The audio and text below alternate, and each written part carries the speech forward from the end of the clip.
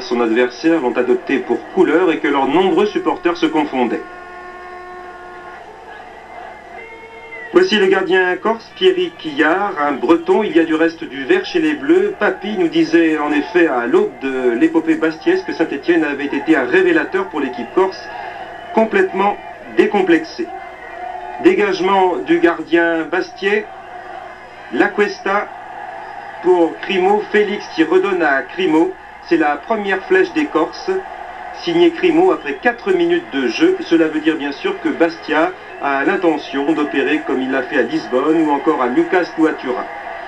Mais nous sommes bien sûr en demi-finale, les valeurs se resserrent et les petites sauterelles suisses, les grasshoppers, se sont également musclées au fil de la compétition. Ponte, Lacuesta, Guédon, intervention musclée du numéro 5 Bastiais sur la personne de Decker, et coup franc, une sorte de petit corner que va tirer le petit numéro 10 suisse, Ponte. Balle très dangereuse, mais intervention immédiate dans l'Anducci et premier corner en faveur des grasshoppers. Le numéro 10 suisse recule de quelques mètres. Raimondo Ponte, un Italien de Naples, naturalisé suisse depuis quelques jours. Gros plan sur Pierrick Quillard. Extrêmement dangereux ces corners en début de match. Vous voyez, il y avait une main involontaire. Fort heureusement, 5 joueurs bastiais étaient regroupés. Rep, le numéro 7 qui perd le ballon. On avait vu le Hollandais beaucoup plus incisif il y a quelques mois, notamment contre Lisbonne et surtout devant les Anglais Newcastle. Les Blancs qui s'activent, c'est normal, ils sont chez eux. Coup franc joué rapidement, on ne tient pas à perdre quelques secondes. Ponte encore, qui est un peu le régulateur de cette équipe. Bien armé sur le plan technique, comme Meyer ici qui tente sa chance, mais Guédon dégage en corner. On joue depuis 5 minutes et le match, vous le voyez, sinon vous vous en rappelez, est parti à 100 à l'heure. Corner, nouveau corner en faveur de l'équipe suisse. On a changé cette fois de frappeur, si j'ose dire. C'est le numéro 11, Elsener. Une fois encore le danger. Personne, fort heureusement, pour toucher ce ballon sur ce corner tiré par Elsener. On attaque donc de part et d'autre, un tourbillon à faire perdre la tête.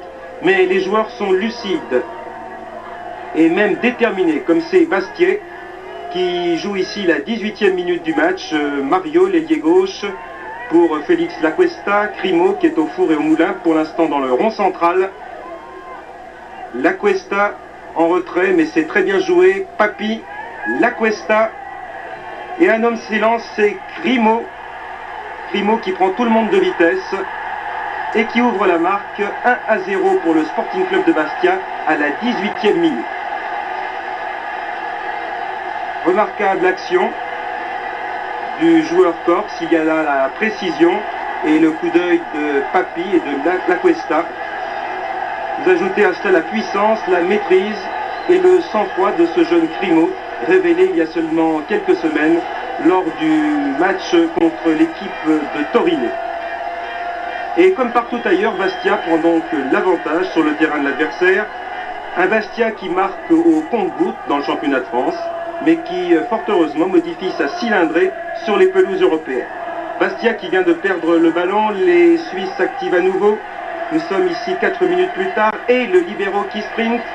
À sa gauche, démarrage de Herman et c'est l'égalisation, marquée à la 26e minute, un partout, sur ce joli but du numéro suisse des grasshoppers Herman.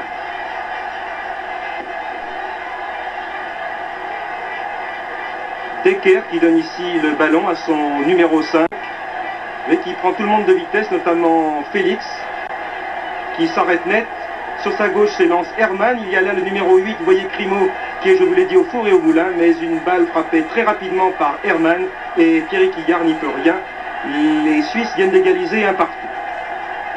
Le bleu et blanc de Zurich pour saluer l'égalisation suisse. On a remis, selon l'expression qui convient bien ici, les pendules à l'heure. Mais bientôt la mécanique suisse va prendre de la vitesse, comme l'on dit, alors que celle des Corses va quelque peu se dérégler un bref instant. Un coup franc ici, encore une intervention sur la personne de Decker qui était signée de Lacuesta. Coup franc en faveur des grasshoppers. Voilà, tout va bien du côté de monsieur Carpenter. Montandon pour et Rep est là, Félix également, mais les Suisses se reprennent fort bien. Montandon, à nouveau le numéro 10, Ponte, une balle en avant et une tête de Guédon. Alors que la balle est récupérée par Mario, nous vivons là un instant assez décisif de cette rencontre. Vous voyez Mario qui se croit complètement à l'attaque, là-bas, qui a envie de tripler son adversaire. Il donne en retrait, mais c'est une erreur de Mario qui a commis une bévue. Et là, intervention de l'Acuesta dans la surface de réparation.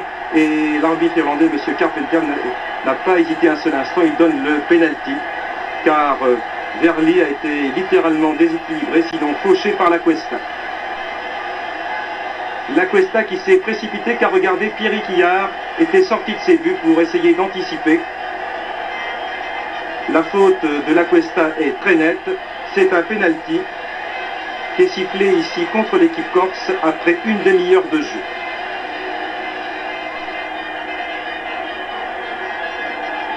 Raimundo Ponte qui prend tout son temps. Quillard qui n'a pas voulu fixer le danger, il se retourne. Mais il est pris complètement à contre-pied, 2-1 donc à la 31e minute de jeu. Les Grasshoppers respirent, eux qui étaient menés par cette équipe corse 1-0. On revoit ici le pénalty, Quillard qui s'accroupit, qui a la bougeotte comme pour mieux jaillir. Mais il ne peut absolument rien contre ce tir du numéro 10 des Grasshoppers. Mais baisser les bras à Bastia, on ne connaît pas. Ce petit handicap décuple la force et l'ambition ici de l'Acuesta. Il sert Papi. Papi qui donne de l'extérieur du pied à Rep. Le Hollandais de Bastia s'écroule dans la surface de réparation. Et là également, sans la moindre hésitation, M. Carpenter indique le point de pénalty. Nous revoyons cette action au ralenti. Papi, disons plutôt qu'il y a obstruction avec l'épaule sur la personne de Rep. Voilà, obstruction de Decker. Mais le Hollandais connaît bien son métier. Il s'allonge de tout son long. La faute, disons, était moins flagrante que tout à l'heure. Penalty. Et pour le tirer, Claude Papi. Voilà, c'en est fait, l'égalisation de partout après 37 minutes de jeu. Et pour ce penalty, disons que le front dégarni de Papi, eh bien ça fait sérieux et ça peut impressionner lorsqu'on se trouve tout seul en face de lui dans la surface de réparation. Voilà, Papi à contre-pied également, en force pratiquement sous la transversale. 2-2, une égalité retrouvée et surtout 2 buts à l'extérieur qu'il est bon bien sûr d'avoir dans son arsenal avant l'affrontement de Furiani. Nous sommes maintenant en deuxième mi-temps, ça joue toujours très très vite, mais les hommes ne sont pas des mécaniques et ils éprouvent le besoin de souffler de temps à autre. Malgré tout, Zurich s'active davantage que Bastia. Bastia qui concède ici avec Marchionni à nouveau corner. Pour le tirer, sur la gauche, l'international, le numéro 11, Elsener. Tous les coups de pied de coin ont été dangereux, et bien celui-là sera déterminant. Voilà, Elsener regarde tout son monde. Pour l'instant, le numéro 4 ici a les mains sur les hanches à l'avant-plan. C'est Montandon. Et c'est ce Montandon qui jaillit, qui surgit ici, 3-2 d'une superbe tête à la 55e minute.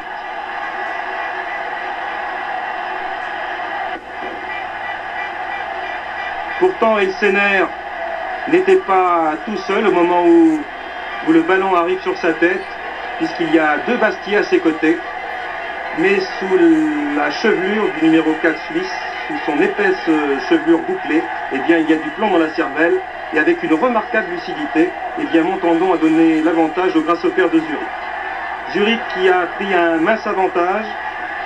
Disons que ce n'est pas immérité, car cette équipe que nous annonçait physique ne manque pas d'arguments techniques et tactiques. Et là, fort heureusement, Marchionni est intervenu devant Verlet à la suite d'une hésitation, et disons plutôt d'un cafouillage de la défense corse.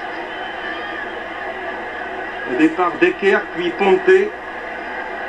L'Acuesta a cafouillé. Et en face de Verly, heureusement que Marchionni s'était replié. Les Suisses ont bousculé leur hôte en cette deuxième mi-temps. Mais Bastia, pour terminer, a failli faire, comme l'on dit, un pied de nez en guise de sortie. C'était Caz ici, à la 84e minute. Car les Bastiais se sont offerts deux actions extrêmement dangereuses en fin de partie.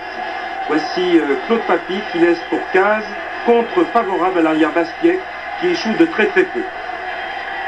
Et puis 2 minutes plus tard, un départ très rapide de Papi qui sert Rep. On pense que l'Hollandais centre pour un partenaire, mais les défenseurs suisses s'étaient habilement repliés. Papy reprend. Mais nouveau dégagement du numéro 5, le libéraux des Grasshoppers de Zurich est.